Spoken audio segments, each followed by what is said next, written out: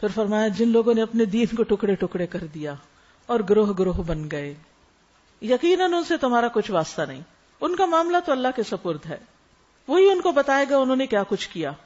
من جاء بالحسنۃ فلہ عشر امثالها، جو اللہ کے حضور نیکی لے کر آئے گا اس کے لیے 10 گنا اجر ہے، ایک نیکی کا 10 گنا، لیکن صرف 10 گنا تک نہیں، 700 گنا بھی پیچھے آپ نے پڑھا۔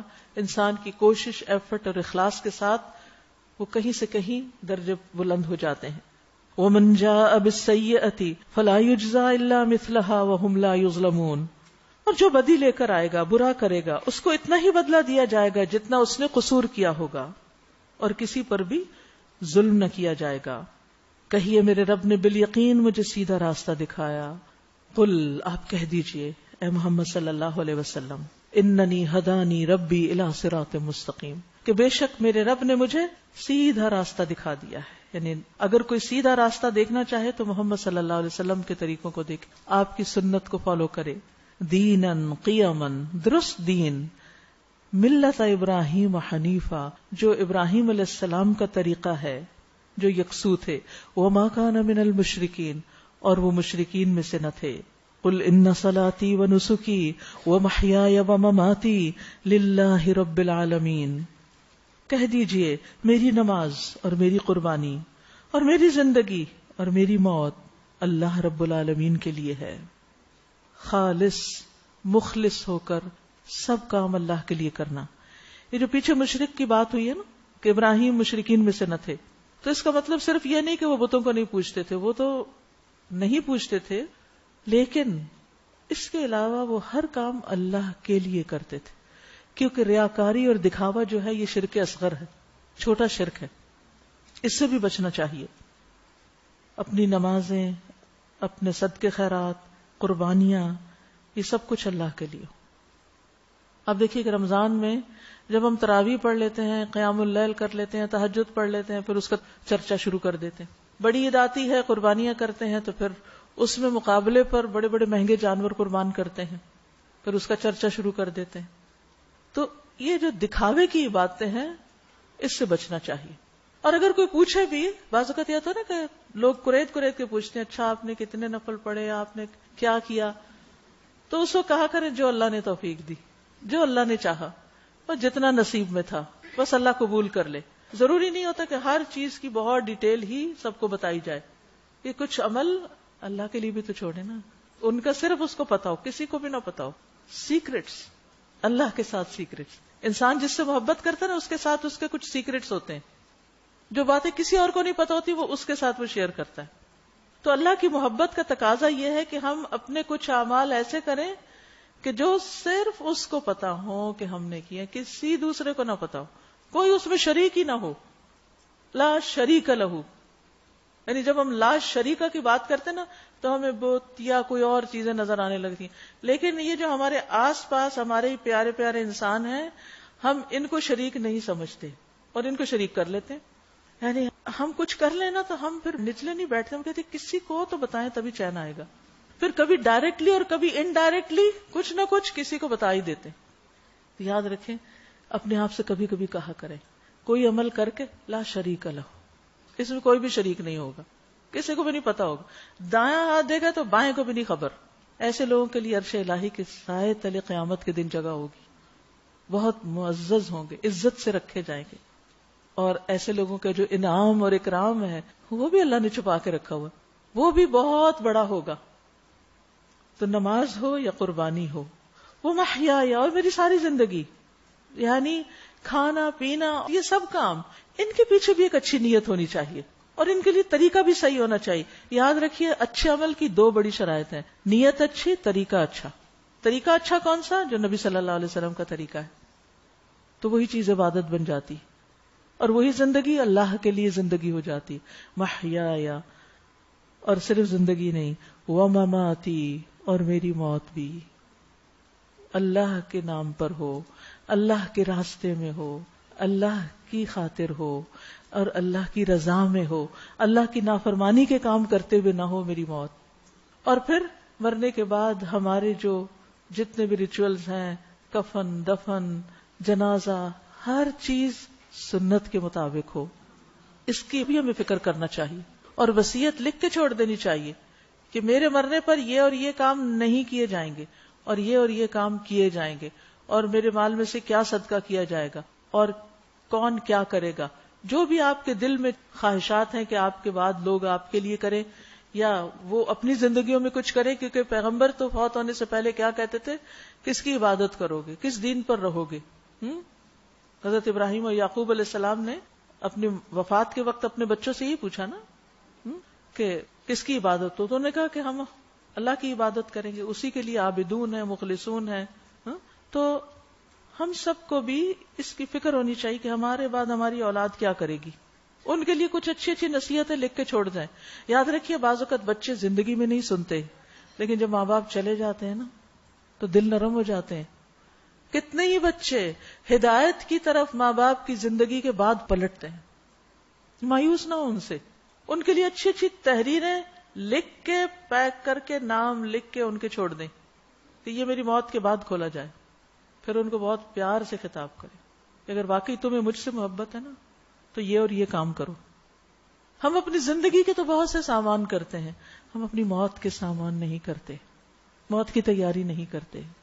اور پھر اس بات کی فکر کم ہے کہ وہ موت اور موت کے بعد کے اعمال, اس میں کوئی نافرمانی نہ ہو, کوئی بدعت نہ ہو, کوئی ایسی چیز نہ ہو کہ جو سنت سے ہٹی ہوئی ہو, کیونکہ وہ چیزیں پھر گمراہی شمار ہوتی ہیں.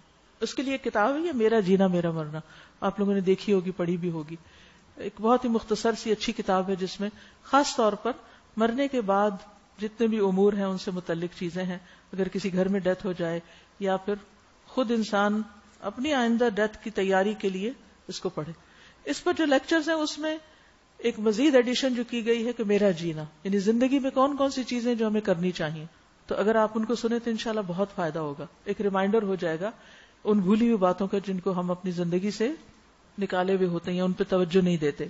فرمایا وَمَمَاتِي لِلَّهِ رَبِّ الْعَالَمِينَ, یہ سب کچھ اللہ رب العالمین, کیونکہ سب دیا ہی اس نے, مجھے پیدا بھی اس نے کیا, میرے پاس جو کچھ ہے وہ سب بھی اسی کا ہے, خواہ میری اولاد ہو یا کوئی بھی. تو اس لیے مجھے بھی اپنا سب کچھ اپنے رب کے نام کرنا ہے. لا شریک لہ, جس کا کوئی شریک نہیں. وبذالک امرت, مجھے اسی چیز کا حکم دیا گیا. وانا اول المسلمین, اور میں سب سے پہلے سر اطاعت جھکانے والا ہوں, اسلام لانے والا ہوں, اللہ کی بات ماننے والا ہوں. کہیے کیا میں اللہ کے سوا کوئی اور رب تلاش کروں؟ حالانکہ وہی ہر چیز کا رب ہے. ہر شخص جو کماتا ہے اس کا ذمہ دار وہ خود ہے. ہر شخص اپنے کام کا ذمہ دار خود ہے.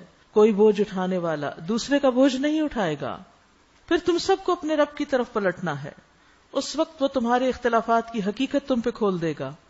وہی ہے جس نے تمہیں زمین کا خلیفہ بنایا اور تم میں سے بعض کو بعض کے مقابلے میں زیادہ بلند درجے دیے, تاکہ جو کچھ تمہیں دیا ہے اس میں تمہاری آزمائش کرے. جن کے پاس کم ہے وہ اسی بات میں تکلیف اٹھاتے رہتے ہیں کہ دوسروں کے پاس زیادہ کیوں. حالانکہ ساتھ ہی یہ بات یاد رکھنی چاہیے کہ جس کے پاس جو نعمت جتنی زیادہ ہے اس کا امتحان بھی اتنا ہی زیادہ ہے. جن کے پاس مال و دولت کم ہے وہ مالدار لوگوں کے مقابلے میں 500 سال پہلے جنت میں چلے جائیں گے. تو دنیا کی زندگی تو 500 سال ہے ہی نہیں. تو اس لیے اللہ کے دیے پر راضی رہنا چاہیے, شکر گزار رہنا چاہیے. ان ربک سریع العقاب, بے شک تمہارا رب سزا دینے میں بھی بہت جلدی کرتا ہے. وَإِنَّهُ لَغَفُورٌ الرحیم, اور وہ بہت درگزر کرنے والا اور رحم فرمانے والا بھی ہے. لہذا نہ جا اس کے تحمل پر کہ بے ڈب ہے پکڑ اس کی, نہیں معلوم کس وقت پکڑ لے. تو جو کچھ وہ ہمارے لیے برداشت کر رہا ہے, ہمارے گناہوں کو اور ہماری زیادتیوں اور ہماری غلطیوں کو, تو اس پر دلیر نہیں ہو جانا چاہیے. بار بار اللہ کی طرف پلٹتے رہنا چاہیے, توبہ کرتے رہنا چاہیے. سورۃ الاعراف. بسم اللہ الرحمن الرحیم. الف لام میم صاد. کتاب انزل الیک فلا یکن فی صدرک حرج منه لتنذر به وذکری للمؤمنین. اتبعوا ما أنزل إليكم من ربكم ولا تتبعوا من دونه أولياء قليلا ما تذكرون وكم من قرية أهلكناها فجاءها بأسنا بياتا أو هم قائلون فما كان دعواهم إذ جاءهم بأسنا إلا أن قالوا إنا كنا ظالمين فلنسألن الذين أرسل إليهم ولنسألن المرسلين فلنقصن عليهم بعلم وما كنا غائبين. بسم اللہ الرحمن الرحیم. شروع کرتی ہوں اللہ کے نام سے جو بے انتہا مہربان نہایت رحم فرمانے والا ہے. الف لام میم صاد کتاب انزل الیک فلا یکن فی صدرک حرج منہ لتنذر به وذکری للمؤمنین. الف لام میم صاد حروف مقطعات ہیں. یہ ایک کتاب ہے جو تمہاری طرف نازل کی گئی ہے، بس آپ کے دل میں اس سے کوئی جھجک نہ ہو. اس کے اتارنے کی غرض یہ ہے کہ آپ اس کے ذریعے سے منکرین کو ڈرائیں اور ایمان لانے والے لوگوں کے لیے یاد دہانی ہو. یعنی کتاب ہمیں بار بار بھولا ہوا سبق یاد دلاتی ہے. اتبعوا ما انزل الیکم من ربکم، لوگو جو کچھ تمہارے رب کی طرف سے تم پر نازل کیا گیا ہے اس کی پیروی کرو، اس کو فالو کرو، اس پر عمل کرو، اور اپنے رب کو چھوڑ کر دوسرے سرپرستوں کی پیروی نہ کرو. یعنی رب کی بات چھوڑ کر دوسروں کی مت مانو. مگر تم نصیحت کم ہی مانتے ہو. کتنی ہی بستیاں ہیں جنہیں ہم نے ہلاک کر دیا، ان پر ہمارا عذاب اچانک رات کے وقت ٹوٹ پڑا یا دن دہاڑے ایسے وقت آیا جبکہ وہ آرام کر رہے تھے.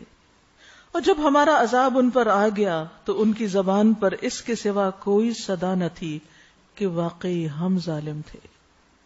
بس یہ ضرور ہو کر رہنا ہے کہ ہم ان لوگوں سے باز پرس کریں، پوچھیں جن کی طرف ہم نے پیغمبر بھیجے ہیں، اور پیغمبروں سے بھی پوچھیں کہ انہوں نے اپنی ذمہ داری کہاں تک پوری کی. پھر ہم خود پورے علم کے ساتھ ساری سرگزشت ان کے آگے پیش کر دیں گے. آخر ہم کہیں غائب تو نہیں تھے. والوزن یومئذ الحق، اور وزن اس روز عین حق ہوگا. جن کے پلڑے بھاری ہوں گے وہی کامیاب ہوں گے، اور جن کے پلڑے ہلکے رہیں گے وہی اپنے آپ کو خسارے میں مبتلا کرنے والے ہوں گے، کیونکہ وہ ہماری آیات کے ساتھ ظالمانہ برتاؤ کرتے رہے. قیامت کے دن انسان کے اعمال نامے تولے جائیں گے. اس دن میزان نصب کیا جائے گا. میزان برحق ہے. یہ وزن کس چیز کا ہوگا جس کا یہاں ذکر کیا گیا؟ والوزن یومئذ الحق، کہ وزن بالکل حق بات ہے. کہا جاتا ہے کہ 3 چیزوں کا وزن ہوگا. نمبر 1 انسان کے اعمال کا. اب اعمال تو ایک ایبسٹریکٹ سی چیز ہے، تو ان کو کیسے تولا جائے گا؟ جس کے بارے میں کہا جاتا ہے کہ اعمال مختلف شکلیں اختیار کر لیں گے. اعمال شکل بن جائیں گے اور پھر اس کے مطابق ان کا وزن. مثلا اچھی باتیں خوبصورت چیزیں بن جائیں گی، اور جو ہماری بری باتیں مثلا غیبت ہے یا اور غلط کام ہے، یہ ساری چیزیں بھیانک شکل اختیار کر لیں گی. اسی طرح جو شخص خیانت کرے گا تو قیامت کے دن کیا ہوگا؟ جس چیز کی خیانت کی گئی اپنے کندھوں پہ اٹھا کے آ رہا ہوگا. اگر کوئی بکری چوری کی یا کوئی بھینس چوری کی یا کوئی کپڑا چوری کی، کپڑا پھڑپھڑا رہا ہوگا. اور یہی چیزیں اگر مثلا صدقہ کی ہیں تو وہ کئی گنا بڑا ہو کر، یعنی ایک کھجور جو ہے جو اللہ کے لیے خالصتاً اللہ کی رضا کے لیے خرچ کی جاتی، صدقہ کی جاتی، وہ احد پہاڑ جتنی ہو جاتی تو وہ احد پہاڑ وہ میزان میں رکھ دیا جائے گا. اسی طرح برائیاں جو ہیں وہ بھی جیسی جیسی ہوں گی وہ میزان میں رکھ دی جائیں گی تولنے کے لیے. دوسری رائے یہ ہے، دوسرا معنی اس کا یہ کیا گیا ہے کہ جن کتابوں یا رجسٹرز پر اعمال لکھے جا رہے ہیں وہ تولے جائیں گے. اگر نیکیوں والے رجسٹرز بھاری ہیں، زیادہ ہیں، تو وہ جھک جائے گا پلڑا، اور اگر برائیوں والے زیادہ ہیں تو وہ پلڑا جھک جائے گا. اور تیسری چیز یہ کہ خود انسانوں کو تولا جائے گا. جس کا ایمان زیادہ ہوگا اس کا وزن زیادہ ہوگا، دنیا میں وہ کمزور سا کیوں نہ ہو. حضرت عبداللہ بن مسعود کے بارے میں آپ نے کیا فرمایا تھا؟ ان کے جو پنڈلیاں تھی وہ اتنی چھوٹی چھوٹی باریک سی تھی، جن کو دیکھ کے کچھ لوگ ہنسنے لگے، تو آپ نے فرمایا کہ تم اس پہ ہنستے ہو، یہ پنڈلیاں قیامت کے دن میزان میں احد سے بھی زیادہ وزنی ہوں گی. تو خود انسان تولے جائیں گے، ان کی جو بھی ورتھ ہوگی، جو بھی قیمت ہوگی، جو بھی ان کے اندر وزن ہوگا نیکیوں کا یا برائیوں کا، وہ اس کے مطابق نتیجہ نکلے گا. آج ہم اپنے وزن کے بارے میں کتنے کانشیس ہوتے ہیں، وہاں کے لیے بھی کانشیس ہو جائیے کہ کس چیز کا وزن ہوگا. ہم نے تمہیں زمین میں اختیارات کے ساتھ بسایا اور تمہارے لیے یہاں سامان زیست فراہم کیا، مگر تم لوگ کم ہی شکر ادا کرتے ہو. ہم نے تمہاری تخلیق کی ابتدا کی، پھر تمہاری صورت بنائی، پھر فرشتوں سے کہا آدم کو سجدہ کرو. اس حکم پر سب نے سجدہ کیا مگر ابلیس سجدہ کرنے والوں میں شامل نہ ہوا. پوچھا تجھے کس چیز نے سجدہ کرنے سے روکا جبکہ میں نے تجھے حکم دیا تھا؟ بولا میں اس سے بہتر ہوں، تو نے مجھے آگ سے پیدا کیا اور اسے مٹی سے. فرمایا اچھا تو یہاں سے نیچے اتر، تجھے حق نہیں کہ یہاں بڑائی کا گھمنڈ کرے، نکل جا کہ در حقیقت تو ان لوگوں میں سے ہے جو خود اپنی ذلت چاہتے ہیں. ابلیس بہت عبادت گزار تھا جب تک وہ اپنی دنیا میں تھا، لیکن جب آدم کے مقابلے میں آ کر اس کے سامنے جھکنا پڑا تو وہ انکار کر بیٹھا. اس کے اندر کی جو چھپی ہوئی خود پسندی تھی وہ باہر نکل آئی، کیونکہ آدم علیہ السلام کو جب پیدا کرنے کے بعد اللہ تعالیٰ نے حکم دیا ابلیس کو کہ سجدہ کرو، تو وہ ایک دم اکڑ گیا کہ میں تو نہیں کروں گا. اب دیکھیے کہ اللہ سبحانہ وتعالیٰ ہر ایک کو ٹیسٹ کرتا ہے، ہر ایک کو آزماتا ہے، اور ہمیں بعض اوقات انسانوں کے ذریعے آزماتا ہے. جب تک ہم اکیلے ہوتے ہیں، مثلا اپنے گھر میں ہوتے ہیں، ہم اپنی عبادت کر رہے ہیں، تہجد پڑھ رہے ہیں، قرآن پڑھ رہے ہیں، قرآن یاد کر رہے ہیں، اچھے اچھے کام کر رہے ہیں، صدقہ خیرات سب کچھ کر رہے ہیں، اس لیے کہ ہم اپنی دنیا میں ہے نا، اپنی مرضی کے مطابق چل رہے ہیں اور اللہ کی توفیق سے اچھے کام کر رہے ہیں. لیکن جب ہم باہر نکلتے ہیں اور ہمارا واسطہ کسی رکشے والے کے ساتھ پڑتا ہے یا کسی ریڑی والے کے ساتھ یا کسی سرونٹ کے ساتھ، پھر ہماری اصلیت سامنے آتی کہ ہم کتنے نیک ہیں. کیونکہ وہ بعض اوقات اپنی جہالت میں، لا علمی میں، ناسمجھی میں کچھ ایسی باتیں کر جاتے ہیں کہ ہمیں غصہ آ جاتا ہے. پھر اس غصے میں ہم کیا کہتے ہیں اور کیا کرتے ہیں، وہاں سے ہم اپنا پورا جائزہ لے سکتے ہیں کہ ابھی ہمارے اندر کیا ہے. ابلیس بھی جب تک فرشتوں کی دوستی میں تھا، مجلس میں تھا، بہت عبادت گزار تھا، بہت اچھا تھا، سب اچھا تھا، لیکن جب اسے کہا گیا کہ یہاں جھک جاؤ، وہاں اس کو مشکل پیش آ گئی. اصل میں وہ بظاہر اچھا تھا، اندر ابھی کمی تھی.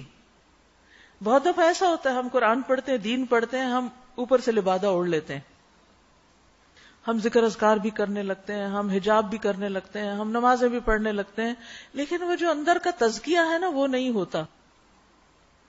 جو ہی ہم قرآن پڑھنے کے بعد یا اس کے دوران کچھ اور لوگوں کے ساتھ مل کے کام کرنے لگتے ہیں اور ان کی کچھ باتیں ہمیں پسند نہیں آتی، تو پھر کیا ہوتا ہے، یا تو ہم وہ کام ہی چھوڑ دیتے ہیں یا پھر روز کا لڑائی جھگڑا اور دوسرے کو غلط ثابت کرتے رہتے ہیں. اب یہاں ابلیس کی مشکل کیا تھی کہ اسے کہا گیا کہ آدم کے آگے جھکو. وہ کہنے لگا نہیں میں آدم کے آگے نہیں، آدم تو مٹی سے بنا ہے. اور یہ بھی اس کی غلط فہمی تھی. وہ کہنے لگا آگ زیادہ بہتر، حالانکہ آپ دیکھیے کہ آگ جلانے والی ہے، چیزوں کو ختم کرنے والی ہے، جبکہ مٹی اگانے والی ہے، چیزوں کو بڑھانے والی ہے. پھر آپ دیکھیے کہ مٹی جو ہے اس میں ایک عاجزی ہے، ایک سکون ہے، ایک سنجیدگی ہے. زمین کی مٹی سے کتنی برکتیں ظاہر ہوتی ہیں، طرح طرح کے رنگ اور طرح طرح کے ذائقوں کے پھل اور پھول اور درخت اور نباتات پیدا ہوتے ہیں. اس کے مقابلے میں آگ، اس میں ہلکا پن ہے. اوپر کو اٹھتی ہے، تیزی ہے، جلانے کا عمل ہے. تو یہ ابلیس کے اندر اسی قسم کی خصوصیات تھی کہ وہ ہلکا پن، اور پھر یہی اس کے لیے مصیبت بن گئی. قال انظرنی الی یوم یبعثون، کہنے لگا مجھے اس دن تک مہلت دے جب یہ سب دوبارہ اٹھائے جائیں گے، یعنی قیامت تک مجھے موت نہ آئے. اور آپ کو معلوم ہے کہ ابلیس جب سے پیدا ہوا ابھی تک مرا نہیں. فرمایا تجھے مہلت ہے. اس کی دعا یا اس کی جو درخواست تھی قبول ہو گئی. اس سے یہ پتہ چلتا ہے کہ اگر ابلیس کی دعا قبول ہو سکتی ہے تو ہماری بھی ہو سکتی. اتنا بڑا جرم کرنے کے بعد اس نے کہا کہ میری یہ بات مانی جائے، تو اللہ تعالیٰ نے کہا ٹھیک ہے، مان لی گئی. تو انسان کو کبھی بھی دعا کرنے سے عاجز نہیں آنا چاہیے، چاہے ہم کتنے بھی گناہ گار ہوں. جب ہمیں اپنے گناہوں کا احساس ہوتا ہے نا تو پھر ہم کسی سے جا کہتے آپ دعا کریں، آپ دعا کریں، اور خود نہیں پھر بھی کرتے. ہم کیا سوچ بیٹھتے ہیں، ابلیس ہی ہمارے ذہن میں ڈالتا شیطان تمہاری نہیں قبول ہوگی، تم خود مت کرو. حالانکہ ہر شخص کو خود اپنے لیے دعا کرنی چاہیے. جتنا اپنے لیے ہم خود رو سکتے ہیں اور دعا کر سکتے، کوئی اور تو ہمارے لیے اتنا نہیں روئے گا. نبی صلی اللہ علیہ وسلم نے فرمایا لوگوں میں سب سے زیادہ عاجز وہ ہے جو دعا مانگنے سے عاجز ہے.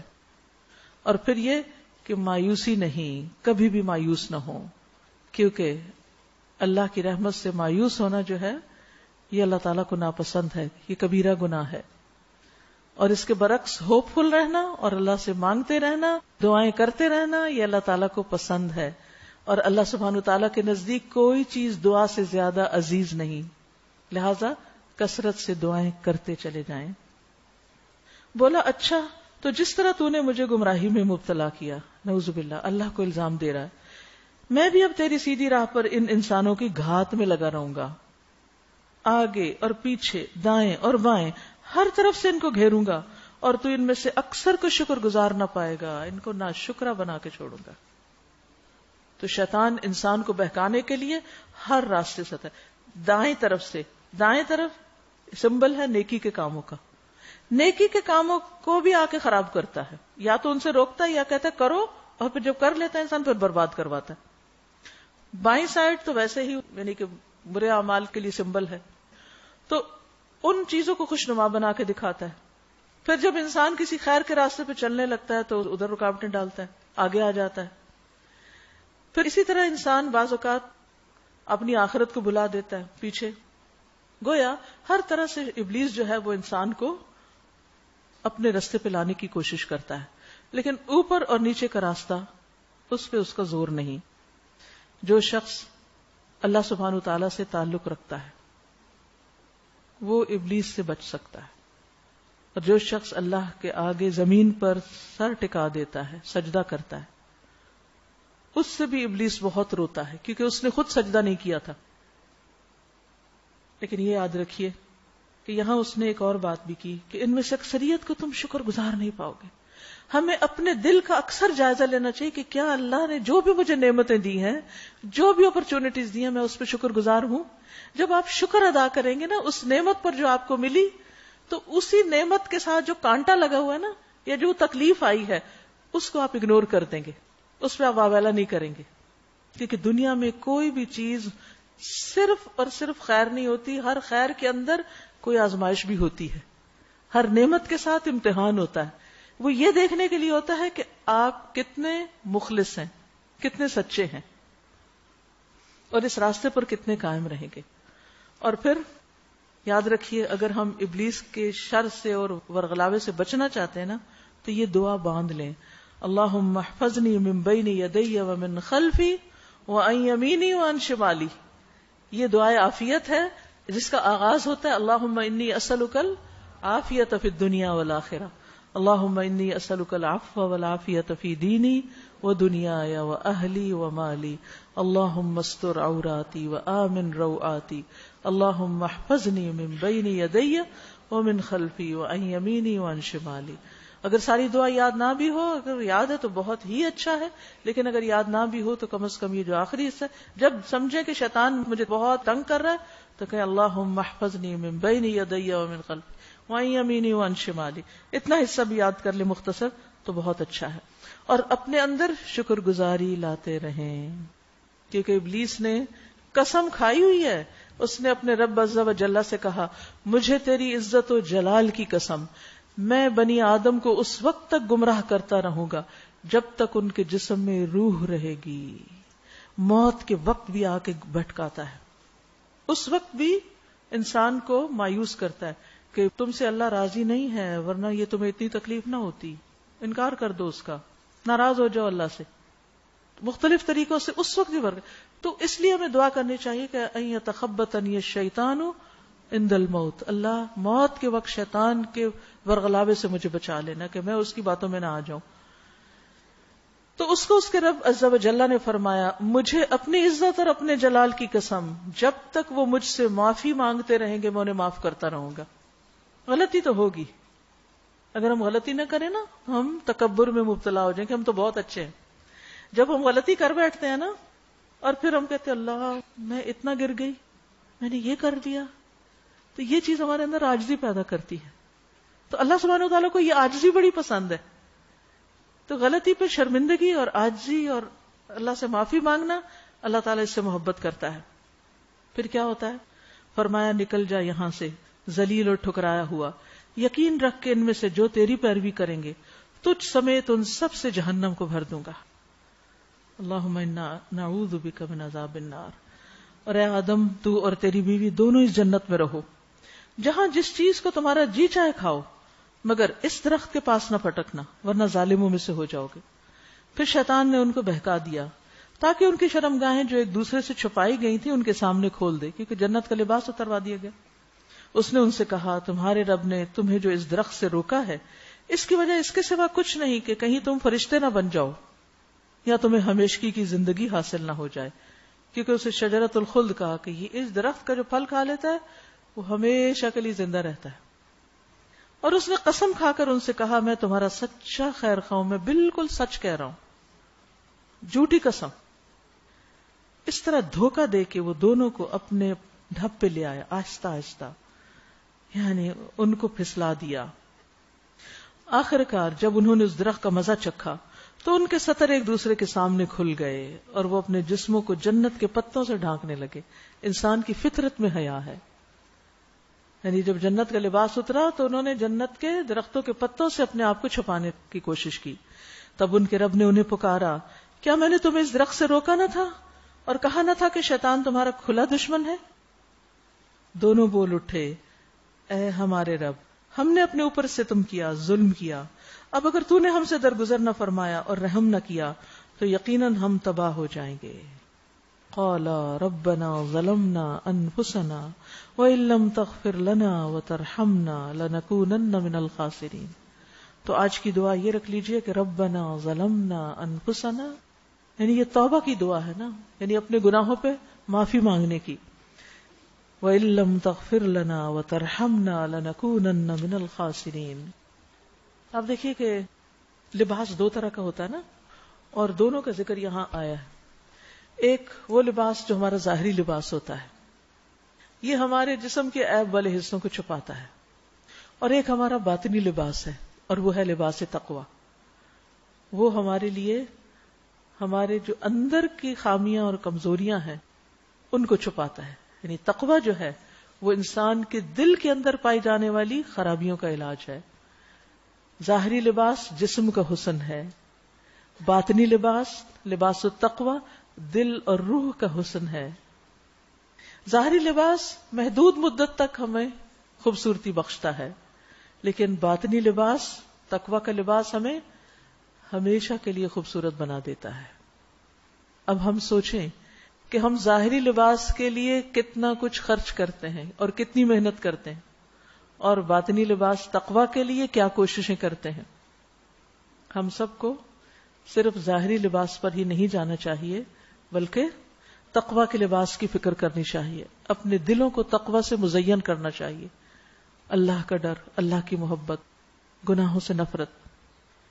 پھر فرمایا اتر جاؤ، تم ایک دوسرے کے دشمن ہو اور تمہارے لیے خاص مدت تک زمین ہی میں جائے قرار اور سامان زیست ہے. اور فرمایا وہیں تم کو جینا اور وہیں مرنا ہے، اور اسی میں سے تم آخر کار نکالے جاؤ گے. اے اولاد آدم ہم نے تم پر لباس نازل کیا. کیوں؟ یواری سوآتکم، تاکہ تمہارے جسم کے قابل شرم حصوں کو ڈھانکے. یہ ہے لباس کا مقصد. لیکن اگر کوئی لباس پہن کے بھی ننگا رہے تو وہ لباس کا مقصد پورا نہیں کر رہا جو اللہ سبحانہ وتعالیٰ نے اپنی اس کتاب میں بتا دیا. مردوں کے لیے بھی اپنے قابل شرم حصوں کو چھپانا لازم ہے، لیکن خصوصاً عورتوں کے لیے ستر والا لباس نہایت ضروری ہے. صحیح مسلم کی روایت ہے، رسول اللہ صلی اللہ علیہ وسلم نے فرمایا جہنمیوں کی 2 قسمیں ہیں جو میں نے ابھی تک نہیں دیکھی، یعنی آپ کے زمانے میں نہیں تھے ایسے لوگ. ایک وہ جن کے پاس بیل کے دموں جیسے کوڑے ہوں گے جس سے وہ لوگوں کو ماریں گے. دوسرے وہ عورتیں جو کپڑے پہننے کے باوجود ننگی ہوں، مائل ہونے والی، دوسروں کو اپنی طرف مائل کرنے والی. ان کے سر بختی اونٹ کے کوہان کی طرح ہیں، ہمپ ہیں، سر اونچے کیے، یعنی ایک تو سر ہے، پھر سر کے اوپر ایک اور کچھ لگا کے بال اونچے کیے ہوئے ہیں، کیونکہ اس سے انسان بہت نمایاں ہو جاتا ہے نا. تو عورت کے لیے اپنے آپ کو نمایاں کرنا جو ہے، تبرج جس کو کہتے ہیں، وہ ناپسندیدہ ہے. فرمایا ایسی عورتیں جنت میں داخل نہ ہوں گی، نہ اس کی خوشبو پائیں گی، حالانکہ اس کی خوشبو اس طرح کے لمبے فاصلے سے آتی. تو ہم سب خواتین کو اپنے لباس کا جائزہ لینے کی ضرورت ہے کہ کہیں ایسا تو نہیں کہ وہ اتنا ٹائٹ ہے کہ ہم پہن کے ننگے ہو رہے ہیں، سارے فگرز ایک ایک کر کے نمایاں ہو رہے ہیں، یا پھر وہ لباس اس طرح کا ہے کہ اسے پہن کے مثلاً یہ کہ گلے کا کٹ اتنا بڑا ہے کہ جو چھپانے والا حصہ وہ ظاہر ہو رہا ہے، یہ اتنا باریک ہے کہ اس میں سے سب کچھ جھلک رہا ہے، یا اتنے ٹائٹ پجامے ہیں کہ اس سے ساری لیگز کی شیپ نظر آ رہی ہے. ان سب چیزوں کو ہمیں چیک کرنے کی ضرورت ہے، کیونکہ ہم کتنے دن ہیں دنیا میں، آخر واپسی کا لباس تو سفید لٹھے کا ہی ہے نا، کفن آخر میں تو وہی پہننا ہے.